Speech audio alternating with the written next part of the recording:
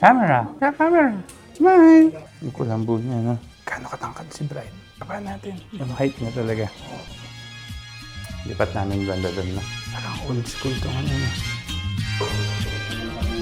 Forward pa. Ma'am, paano yung pronunciation ng name mo? Jella. Okay. Hawak lang ng ganan. Yan. Point mo lang yung yung toes mo, ma'am, ha? Tingin sa bouquet muna. Kaya pa, ma'am, na medyo lapit mo ng konti sa face mo yung bouquet. Pag ganang reaction, yan. Harap ka na ngayon, ma'am, sa amin. Smile mo pa rin, ma'am, ha, para pati yung mata mag-i-smile na. This time, ma'am, lower down mo pa ng konti.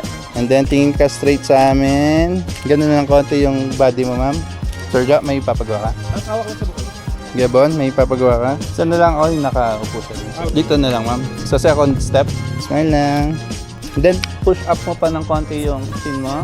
Close your eyes lang muna. Tapos, medyo open mo ng konti yung lips mo. Ganun, ayan. Tapos, medyo lean forward ka.